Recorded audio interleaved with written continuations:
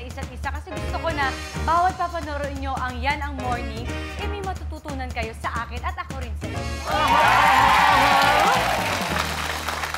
Kaya naman, kaaga-aga pero pakiramdam ko napakagaan, napakaganda ng gising ko dahil kayo ang kaharap. At speaking of maaga, madami ako narinig ngayon ng mga mommies na nagtatanong kung ilang taon ba nila ipapasok yung anak nila sa school. Kasi may iba sinasabi nila, 1-year-old gusto nilang papasukin sa school. May iba naman gusto nila late na. Ikaw, Buba, ilang taon ka pumasok? Ay, naku, maaga akong pumasok yan. 4 years old, kaso natigil kasi pumutok yung pinatubo. Oo. Ganon? Pero okay lang naman. Parang ako naalala ko, pinapasok ako mga 4 years old. Ay, ang bata. Well, maganda ang topic natin today, kaya Bubay, simulan na natin. Si Ate Irene kanina, Ate Irene, tayo ka nga dyan, nakausap natin kanina, siya, okay na maaga magpaaral ng anak. Ate Irene, bakit ganon? Ako po, naranasan ko po yun na 7 years old po ako, pinag-aral ako ng nanay ko. Grade 1 po ako agad noon. Wala po akong idea. Napapahiya po ako kasi yung ibang classmate ko po, alam nila yung isulat yung mga names nila.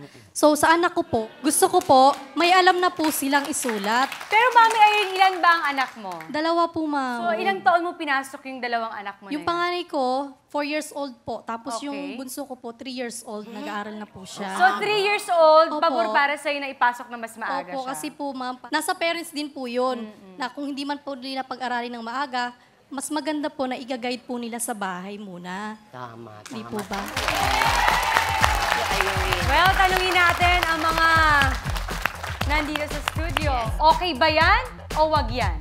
Ay, dami. Pero meron pa ring wag yan. Yes. Bubay, tanungin natin si Mami. Eto si Mami. Hi, Mami. Anong pangalan? Jennifer po.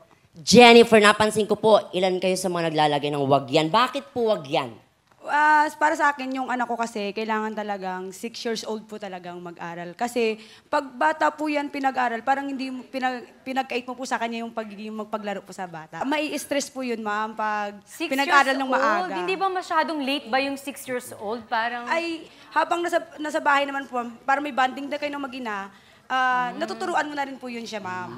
So sa bahay pa lang tinuturuan mo na, Oo, pero sa kailangan school, sa bahay, ma'am, 6 natuturuan. years old. Oo, kailangan, ma'am, pag-ipasok 6 years old. Taray. Ang tanungin natin, okay ba yan o wag yan? Ay, okay yan. Ay, parang ayaw nila. Wag yan! Ano pong pangalan nila? Esther po. Si Mami Esther. O Mami Esther, ilan po ang anak nyo? 3 po yung anak ko, ma'am. So mga ilang taon nyo bago pinapasok sa school yung mga anak? 4 years old, ma'am, pinapapasok ko na po para madali sila matuto. O hindi po laging laro-laro. Well, may point din naman si Mami. Pero, okay ba yun sa inyo? Okay yan o wag yan? Ay, ayun, may lumalaban din dito yan. Ito naman, sagot niya, wag yan. So, hindi siya agree na kailangan mag-aral ng maaga. Mami, anong name mo? Pangalan Ako mo? po si Marlene po.